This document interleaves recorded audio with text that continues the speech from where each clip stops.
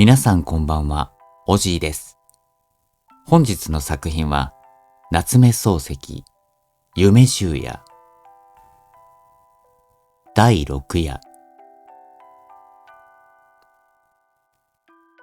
運慶が五国寺の山門で仁王を刻んでいるという評判だから、散歩ながら行ってみると、自分より先にもう大勢集まって、しきりに下馬評をやっていた。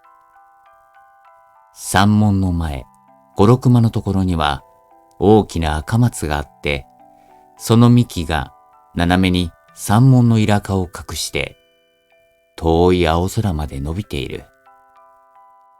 松の緑と朱塗りの門が互いに移り合って見事に見える。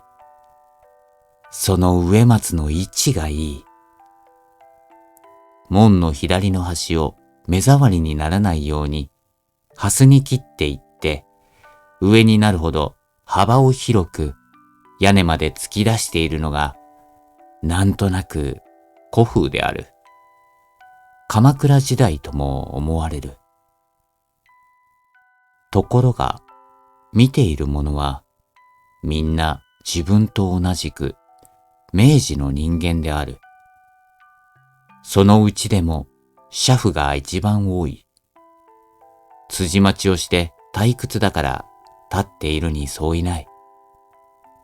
大きなもんだなぁ、と言っている。人間をこしらえるよりもよっぽど骨が折れるだろう。とも言っている。そうかと思うと、へえ、仁王だね。今でも仁王を掘るのかね。へえ、そうかね。わしはまた仁王はみんな古いのばかりかと思ってた。と言った男がある。どうも強そうですね。なんだってますぜ。昔から誰が強いって、仁王ほど強い人はないって言いますぜ。なんでも、大和岳の御事よりも強いんだってからね。と話しかけた男もある。この男は尻をはしょって帽子をかぶらずにいた。よほど無教育な男と見える。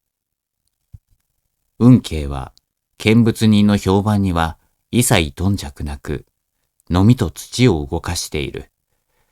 一向振り向きもしない。高いところに乗って仁王の顔のあたりをしきりに掘り抜いてゆく。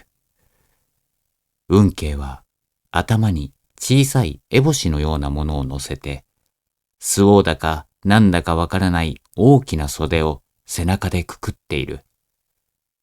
その様子がいかにも古臭い。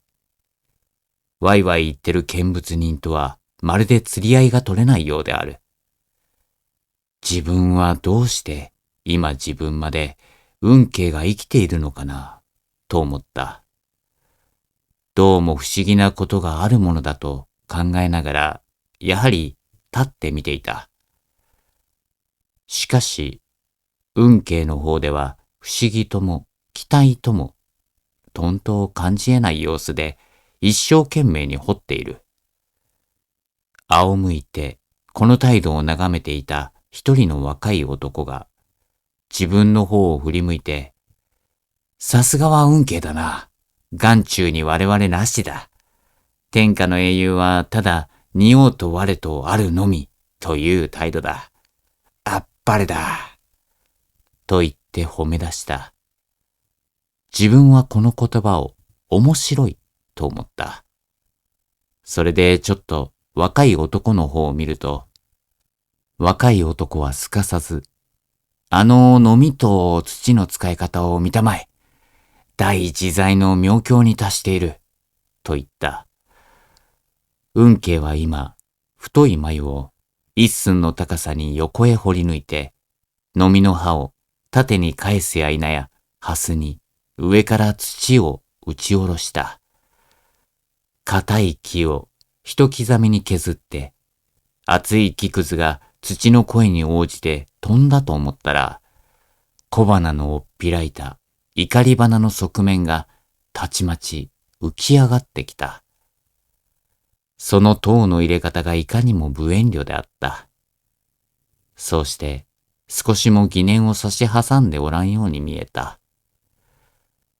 よく無造作にのみを使って思うようなまみえや花ができるものだな。と自分はあんまり感心したから独り言のように言った。するとさっきの若い男が、なーに、あれはまみえや花をのみで作るんじゃない。あの通りのまみえや花が木の中に埋まっているのをのみと土の力で掘り出すまでだ。まるで土の中から石を掘り出すようなものだから、決して間違うはずはない。と言った。自分はこの時、初めて彫刻とはそんなものかと思い出した。果たしてそうなら、誰にでもできることだと思い出した。それで急に、自分も仁王が掘ってみたくなったから、見物をやめて、早速家へ帰った。道具箱からのみと金槌を持ち出して、裏へ出てみると、先だっての嵐で倒れた菓子を薪にするつもりで小引きに引かせた手頃なやつがたくさん積んであった。自分は一番大きいのを選んで勢いよく掘り始めてみたが、不幸にして仁王は見当たらなかった。その次のにも運悪く掘り当てることができなかった。三番目のにも仁王はいなかった。自分は積んである薪を片っ端から掘ってみたが、どれもこれも仁王を隠しているのはなかった。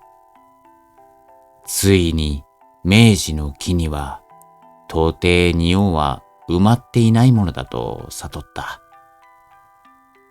それで運慶が今日まで生きている理由もほぼわかった。